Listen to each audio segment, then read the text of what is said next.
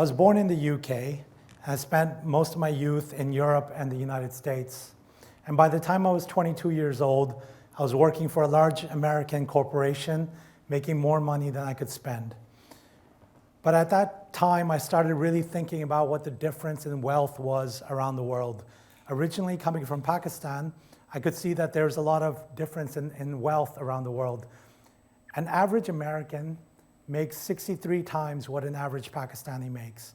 And that question has bugged me for a lot of my life, and now as in my 40s, I've been starting to come to a few theories about that.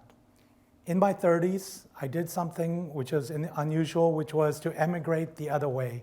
Most people come from Pakistan and Afghanistan to Europe or the US, but I went the other way, and so I learned a lot about why poverty happens and how we can improve this.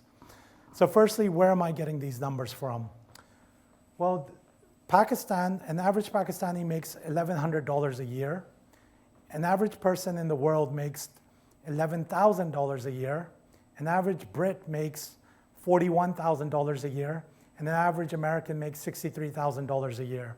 So an average American is making 1.5 times what an average Brit is making, and 63 times what an average Pakistani is making.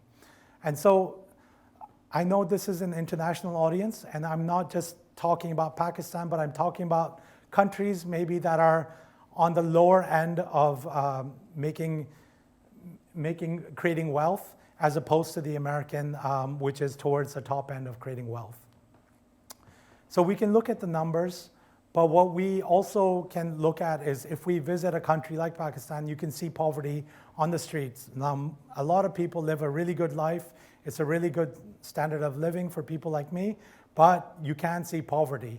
And that's not to say it's not in the United States either. If you go to San Francisco, you're seeing a lot of homeless people right next to the offices of Twitter and multi-billion-dollar companies. So poverty is everywhere, but why does it happen?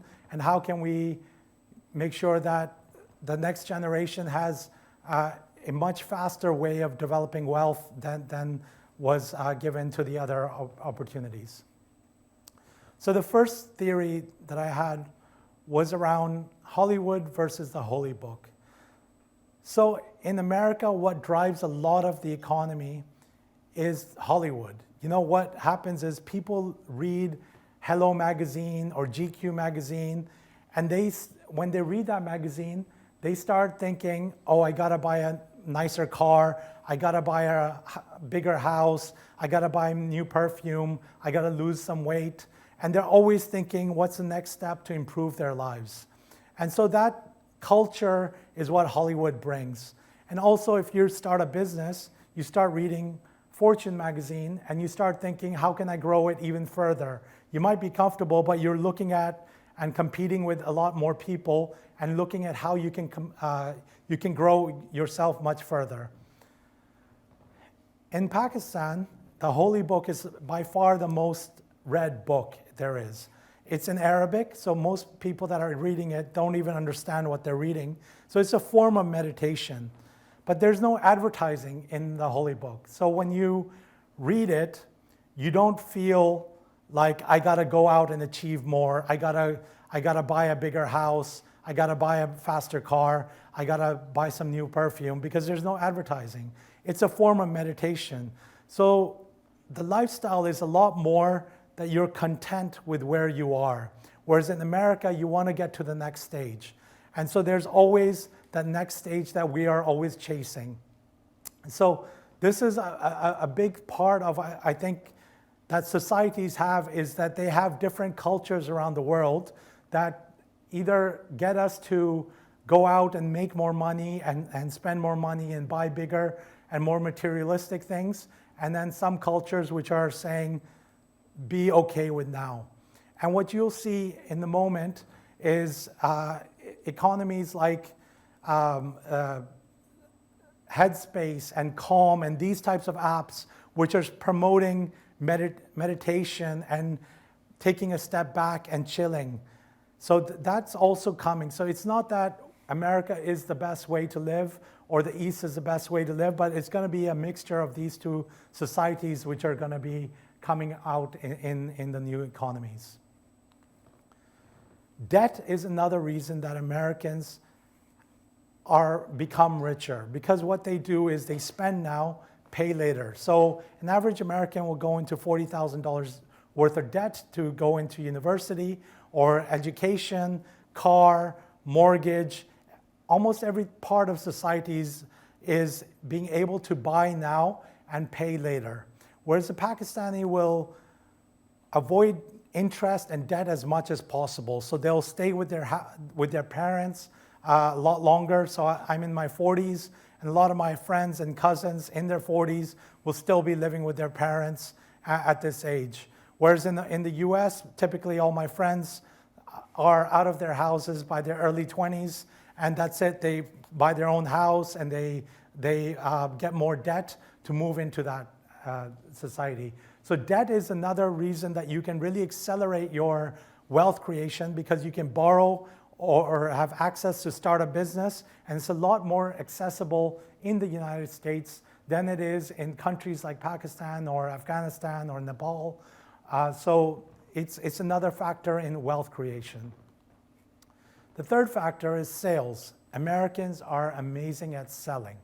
So if you work for an American company, they will teach you the ins and outs of sales, every little thing, minuscule thing on how to sell better. If you work for a company like McKinsey, which is one of the leading global consulting companies that will sell their time for many thousands of dollars a day, they will teach you to dress well, to shave, to look the part of a consultant.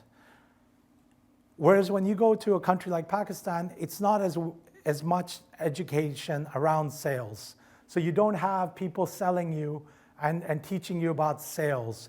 In America, when you join any of the big financial institutes, they'll get you on the phone, teach you how to sell, and you will be, it's an economy that is based on selling. So you learn all about sales, and ultimately, we all make a living from selling something.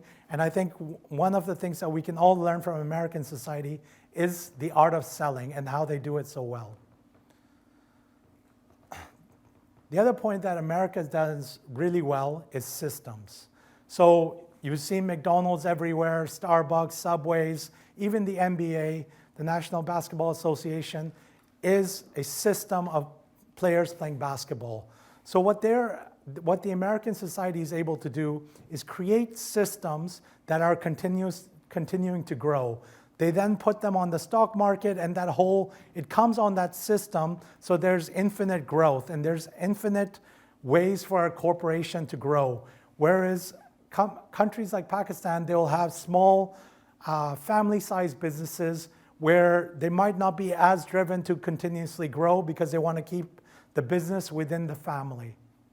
So they slow down growth, as opposed to Wall Street, which is always pushing you to grow the system, to make it more efficient all the time, to get it to grow faster. So you'll see, the American economy throughout the world is dominated by the systems that they've created and the opportunities that they create for people to become multimillionaires as employees within those systems, rather than having to start their own companies. Americans also have a bigger itch to itch. So if you want to be an entrepreneur and you want to solve a problem, the bigger problem you solve, the more wealth you're going to create. So if you're solving a problem for the American market, that's 330 million people earning an average of $63,000.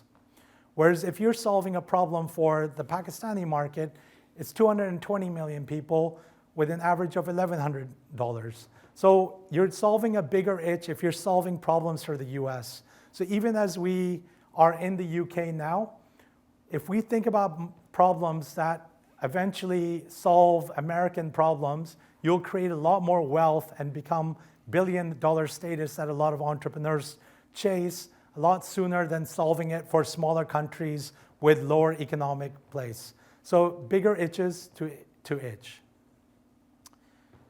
And Americans have corporate heroes. So Elon Musk, Bill Gates, Jeff Bezos, Steve Jobs, all these are American heroes that have come come out of the economy, whereas in a lot of different countries, we don't know who the business entrepreneurs are and what they can do, right? So Americans, they create these heroes. So a lot of young entrepreneurs, they want to emulate them. And they say, I want to be the next Elon Musk. I want to be the next Jeff Bezos.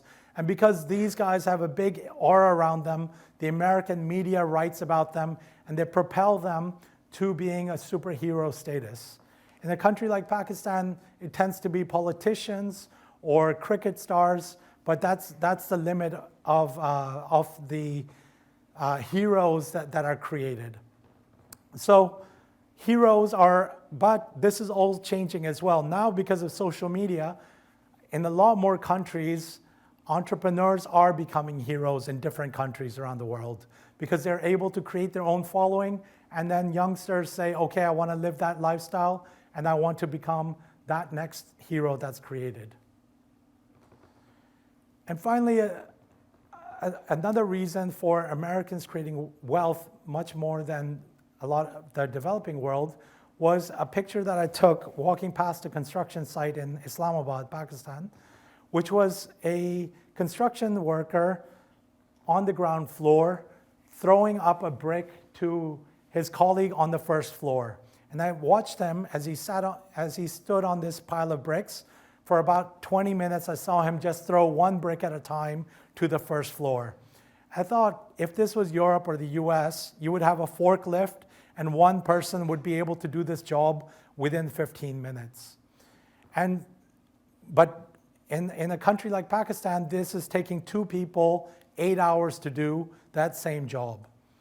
So what happens is, in the old economy, the tools such as having a tractor or having machinery were able to create a lot of wealth faster because Americans were a lot more efficient at solving problems than people in the developing world might have been. But now, in this new era, in the digital era, a lot of those American tools are becoming accessible to a lot more people. So for instance, you don't maybe need to go to a university as was critical maybe 30, 40 years ago, because you can read or study a lot through YouTube. I'm seeing a lot of people in the developing world that might not even be able to write. They use WhatsApp voice to send each other messages. So they might not be able to communicate through typing, but they're able to use voice notes to send each other messages. And I have an agency. We solve software problems. But what I do is I get my employees that are based out in Pakistan to go through sites like Udemy and buy some of the leading edge courses that get them trained up on the knowledge that's been taught by the best tutors around the world. And you can get a great course for about $20. And now on Amazon, as Amazon becomes more and more prevalent throughout society as an e-commerce seller, you're having a lot of sellers in countries like Pakistan selling directly to American markets sitting from those countries. So they are learning to sell remotely. And sites like Upwork allow you to sell and hire people online from around the world. So you can hire people 63 times cheaper. Now, because of the digital divide, they don't tend to be as divided as they are in the physical world. And obviously, a lot of this is empowered by Android and the smartphone, which is all coming. So I'm a lot more optimistic going into the next decade or so, because it's taken emerging countries a lot longer to have the smartphone, which now has come to them, and now be able to compete with people in the Western world as well. And so now what you're seeing, this digital divide, is giving opportunities to millions of people that don't have to wait as long and emigrate to the richer parts of the world to make that wealth. So that's been my talk. Thank you.